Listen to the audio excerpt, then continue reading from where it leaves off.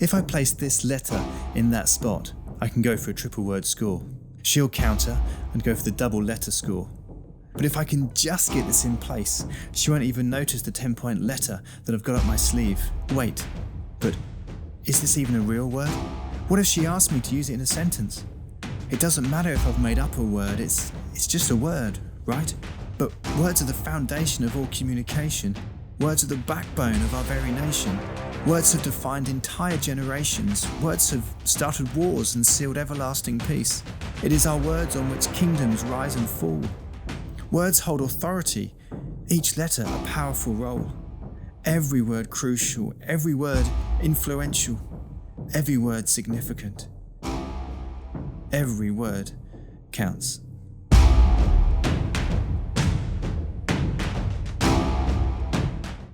Well, good morning, church. Are you pleased to be here? You'd have thought on a day where we're talking about rest, the church would be half empty and we'd all be at home having a lay in. You could have done that.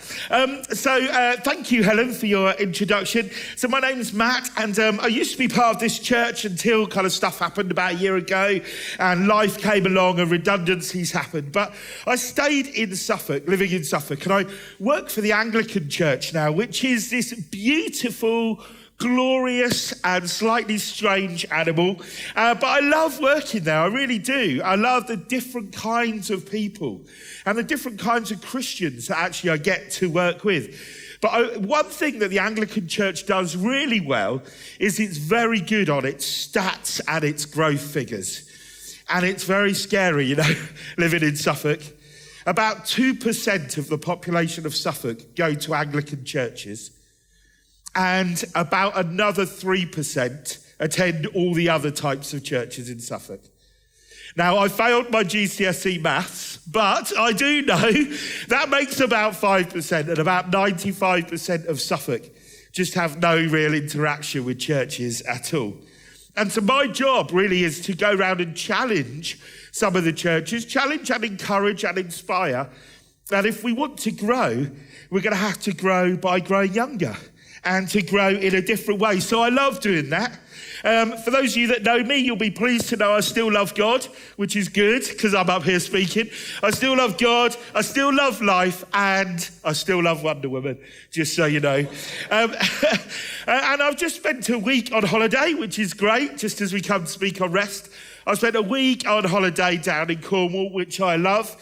Just being really relaxed and chilled, spending time with my brother and my sister. I spend time surfing. I'm not very good at surfing, but I just love getting in the sea. My twin brother, he metal detects on the beach.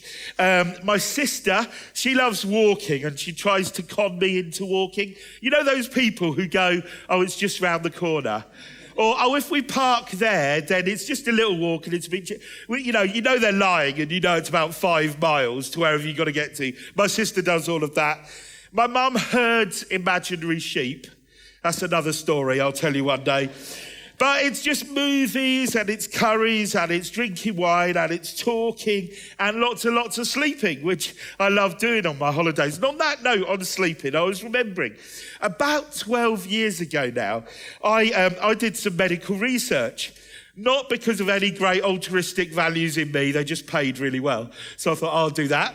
And basically, what I had to do was go to this MRI scanner, and they scanned our brains whilst we were doing some very simple tasks, like matching shapes to names or colours, numbers, these sort of things.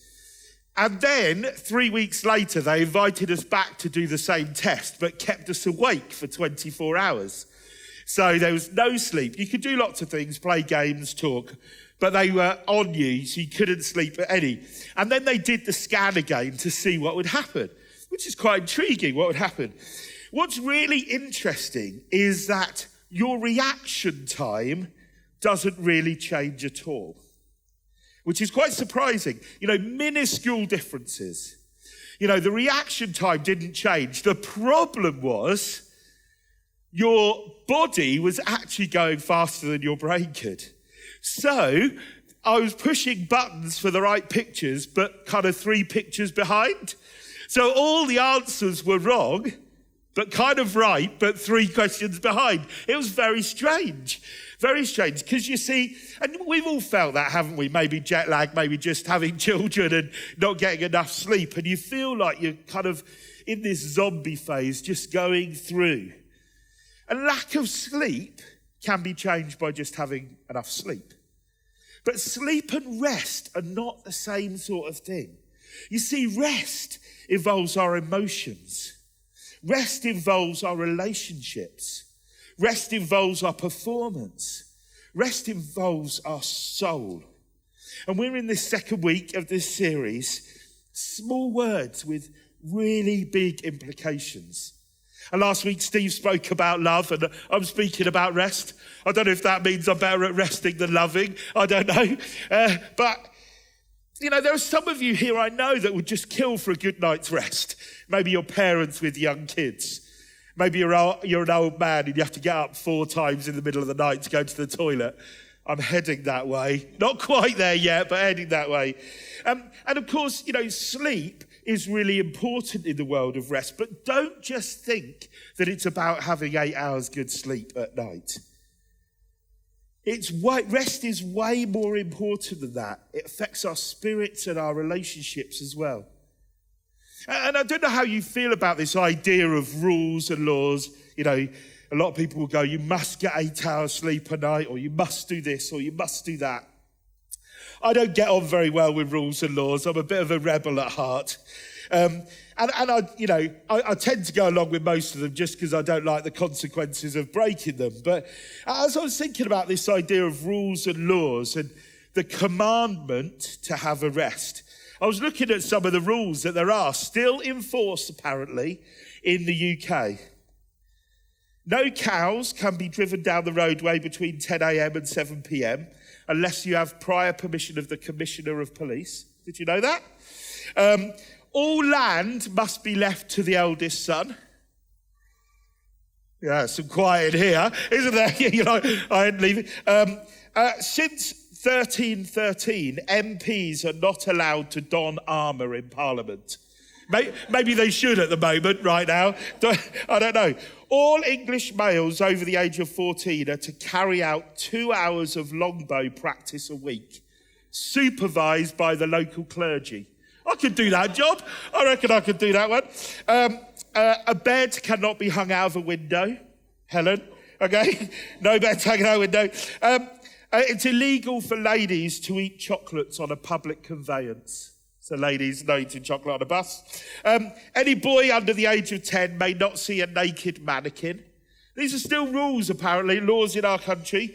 It's illegal to drive to church on Christmas Day. Did you know that? It's also illegal to eat a mince pie on Christmas Day, which kind of defeats the object of mince pies, I think.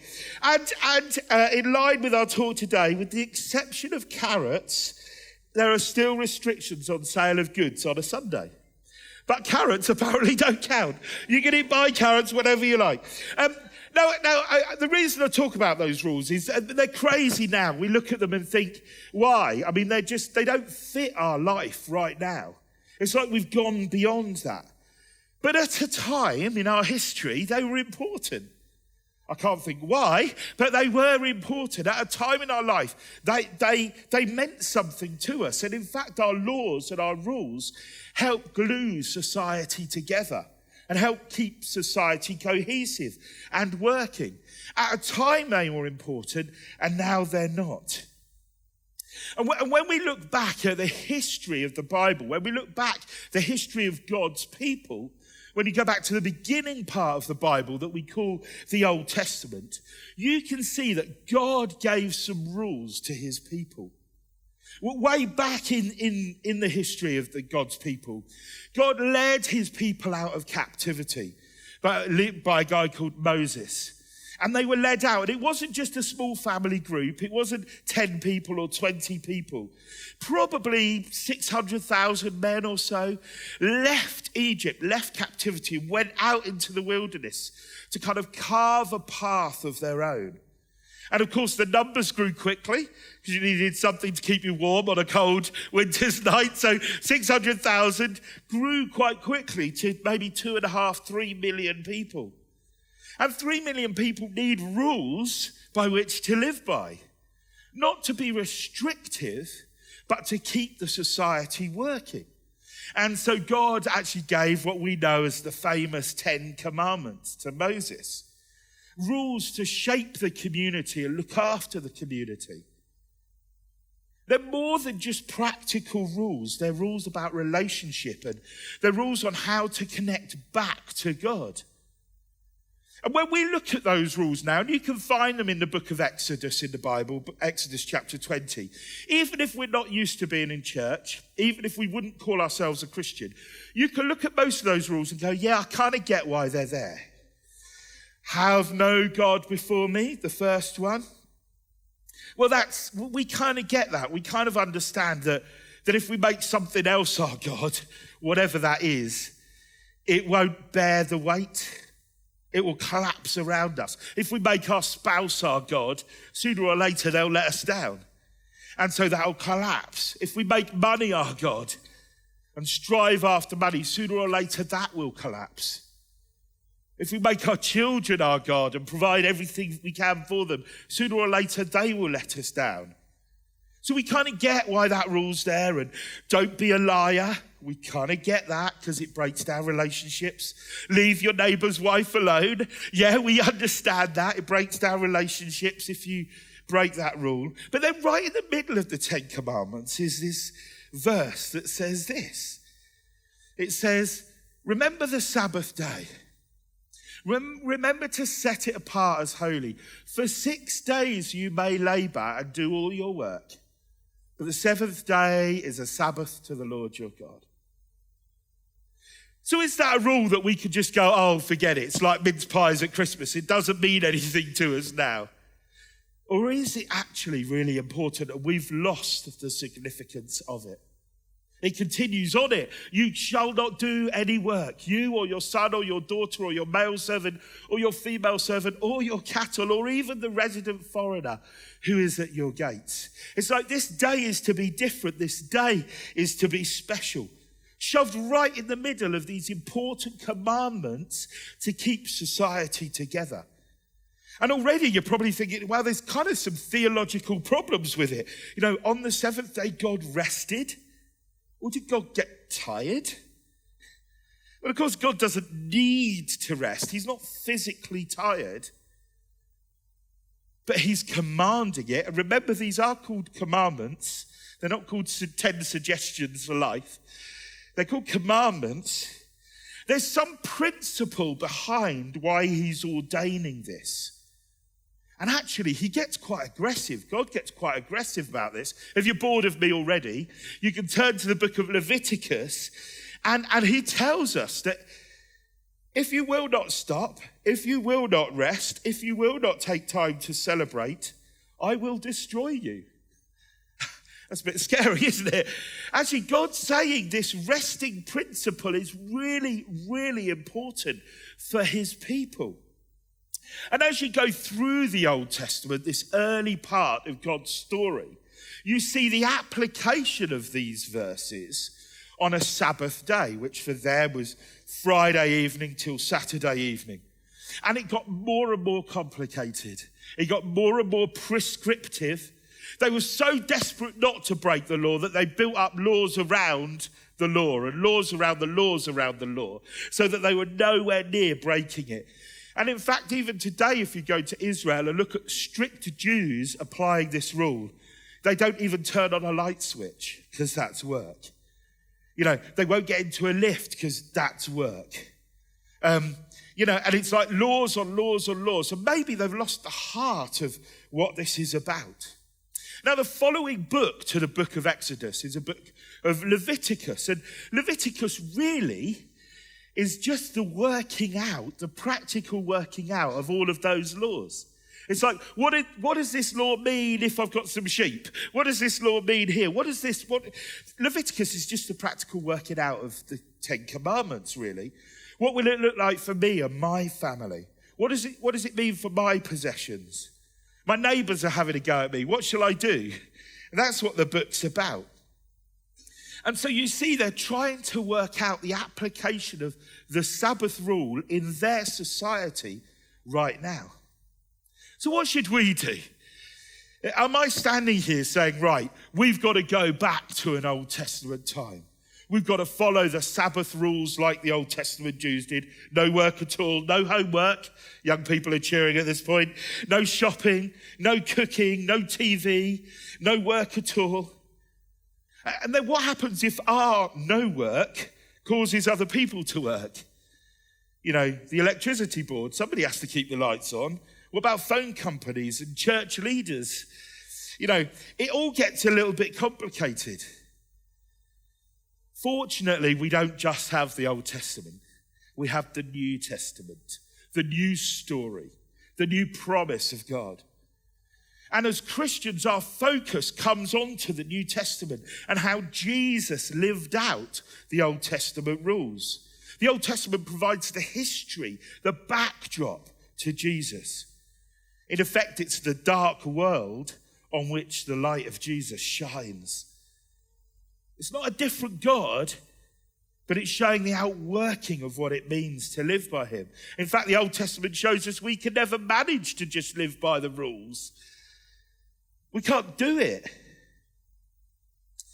You know, if somebody were to stand here and say we need to strictly apply all of the Sabbath rules for us today, then to be consistent, we'd have to agree that the promises and punishments for breaking those rules apply. And again, if you're interested, you can read Leviticus and read about some of the punishments for breaking the Sabbath rules. They're quite horrific. Jesus came into this world and he took the Sabbath rules and made them his own. And I love the way he did it. We're going to look at a story in just a moment, a story from the book of Mark chapter 2. And as we read it, just try and get a sense of what the man in the story felt when Jesus came to him on the Sabbath. Because Jesus uses the Sabbath to bring joy and hope and possibilities into a man's life. And Jesus, in doing this, bear in mind, in doing this, Jesus is slamming head on into tradition and rabbinic law. He's kind of having a face-off with the rabbis and saying, no, the Sabbath is meant to be joyful. It's meant to be hope-filled. So let's take a look at this story. It's quite a long reading from Mark chapter 2.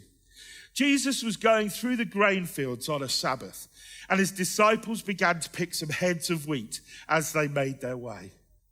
So the Pharisees said to him, look, why are they doing what is against the law on the Sabbath?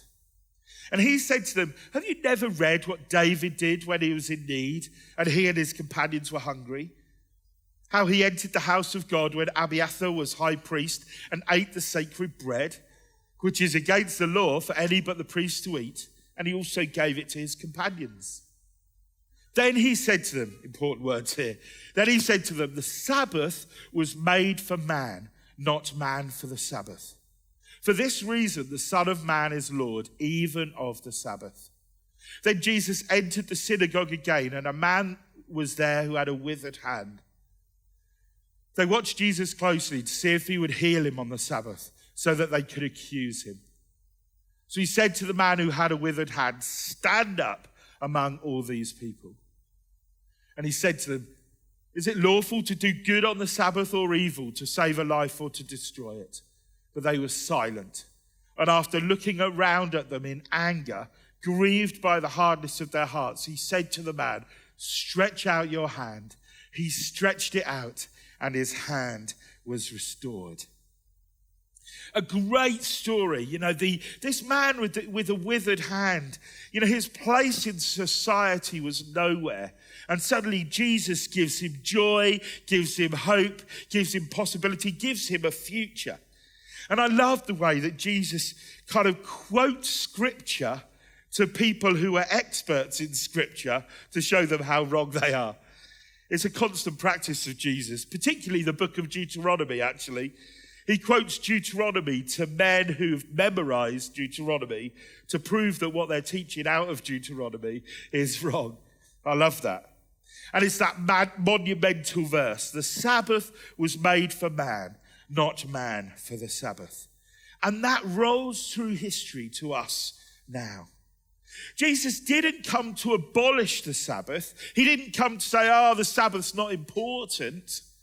No, he came to dig it out of the mountain of legalism that it was under and to give it freedom once again.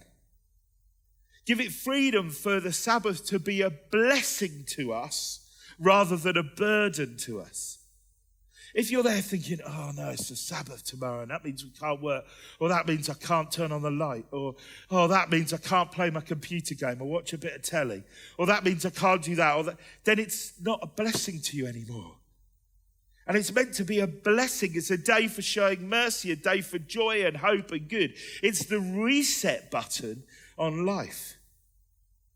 Jesus made the Sabbath his own. Maybe that's a clue for us. The Sabbath was made for us. It's not made to be restrictive. It's made to be open and be a blessing.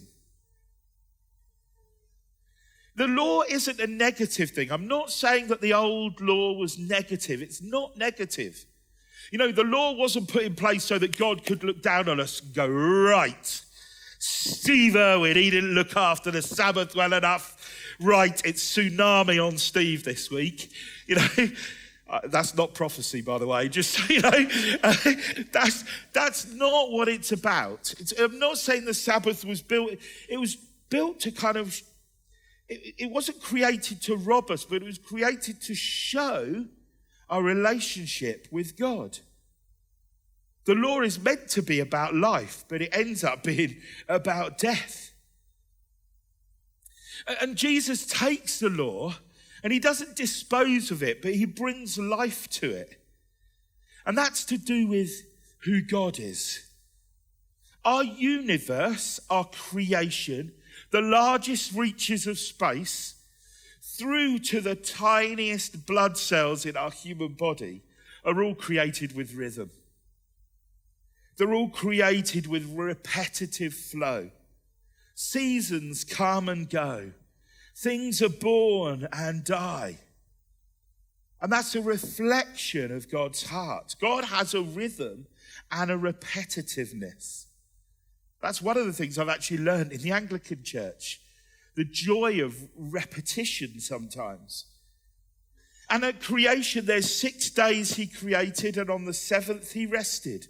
The pattern of 6 days work and 1 day rest. It's interesting. I won't go into this too much, but we tend to, in our minds, go work, work, work, work, rest. Work, work, work, work, rest. Actually, in Jewish thought, it tends to be rest so that we can work. Do you see? It's flipping it on its head. The creation account, it was evening and morning the first day. It's flipping and it's on its head. We work from rest, not work to rest.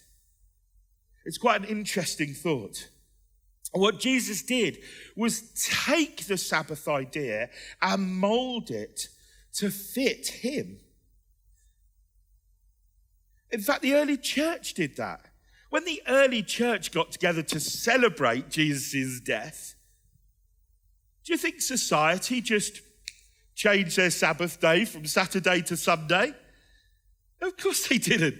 For most of the rest of society, Sabbath was still Saturday. And suddenly these newfangled Christians come along and go, hold on a minute, we want to celebrate on a Sunday. It didn't just happen like that. In fact, they had the Sabbath, and then they had to work out how to give the next day, Sunday, some sort of significance when actually it was a working day. And they worked around it, and they made things happen. And to begin with, the Sunday Sabbath wasn't a 24-hour period in the church. It grew to that. But, after work, we'll meet together for a meal in our homes to remember what Jesus has done. So as we kind of move towards the end, what does Sabbath look like for us, for you and for me? Does it mean we can't do our homework? Does it mean I can't turn on the lights? Does it have to be 24 hours straight? I think the truth is it will look a little bit different for each one of us. because we're in a different rhythm and a different time of our lives. People with young families is going to be very different than those of us that are older. Those of us that are in different seasons of life or perhaps have different needs. But the principle behind it of rest is really important. About 3 years ago, I kind of had a shift in my mind on thinking about this. I used to speak a lot about my day off. Now I try and intentionally use the word Sabbath. And about 3 years ago, when I was working here at the Forge, I had the privilege of being able to take a sabbatical, a longer Sabbath in effect. And for me, that was a shift in understanding rhythm and relaxation. My relaxation is still quite activity-based, but there was a joy and a rest that came that I hadn't really experienced before. And even now, a few years on, I have great conversations with members of the public when I talk about having a Sabbath instead of a day off. It's quite interesting because I can try and explain what rest is meant to be. It's what it's meant to do is realign, reset my heart and my mind and my body and my relationships. So I try and be proactive. I try and get my shopping and the housework done through the rest of the week so that a Sabbath becomes a little more clear. I'm not just exchanging one load of jobs for another. I did smile when, Helen's job's up here. The first job that he has to do is DIY. So, right? Well, yeah. So for some people, that will be a rest. For others, it'll feel like work. And so it's not just about, on our day off, we'll go and do all the shopping and we'll cram all of this in, and you end up at the end of your day off feeling more tired than a work day. Now, some of you will go, it's easy for you, Matt. You haven't got a family. You've got no other pressures. You're not being a taxi driver or kids screaming all the time. No, that's true. But all the housework jobs do fall on me. I haven't got anyone else to give them to. We need to be proactive in how we plan for our Sabbath. If we just wake up in the morning and think, well then it'll never actually happen. For some of you, it may mean a technology switch off. It may mean, do you know what, I'm going to reset my life by not using technology for the day. If you're into that in the rest of the week. For some of you, it might be, do you know what, I can play computer games and I can do this because I haven't had time the rest of the week. Interestingly, the Anglican Church is starting a new monastic community up in Ditchingham near Norfolk. It's going to be open next September. And one of the tasks of it, or one of the aims of it, is a digital detox.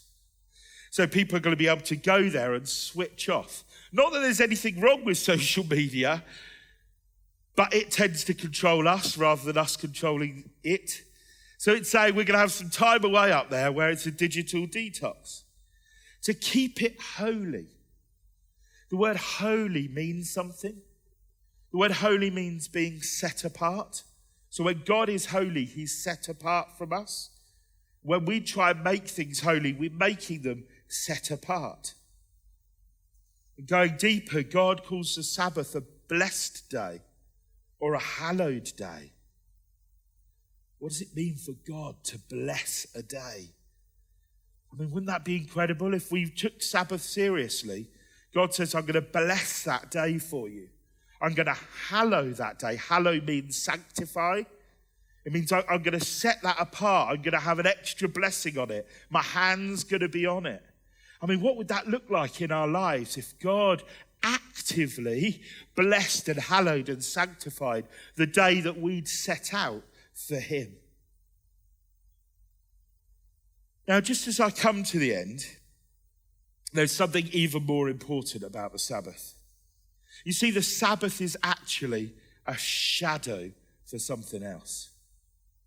The Sabbath is a gift. It's a joyous gift to us. But that's not the whole of it. You see, the point of the Sabbath is actually the cross. If you have a day where you're not doing and you simply are, then on that day you're reminded that you are accepted by God, not because of what you do, but because of who you are. We're reminded that it's not about our working hard and being good and achieving lots of things that make God love us. The reset switch says, I rest on the cross. When we have a day where we're just enjoying God and enjoying the pleasures he brings, it becomes a picture of what Christ did on the cross. In effect, the Sabbath is a rest from physical striving, but it's also a rest from spiritual striving. And some of you strive, and I must make it to church, and I must do this, and I must serve here, and I must do this, because God will love us more. No. The point of the Sabbath is that we can't earn that. So we just rest in it and say thank you to God for it. The Sabbath slams the brake on that kind of thinking and points us back towards the cross. In effect, the Sabbath shows us that Christ did what the law couldn't do. Strict obedience to the Sabbath law will never achieve what the cross did. So when you go back to the Old Testament law, to Exodus 20, the Sabbath was because God rested on the seventh day. It wasn't that he was tired of creating. It was that he was finished from creating. He rested because he was finished. The final words of Jesus on the cross, it is finished.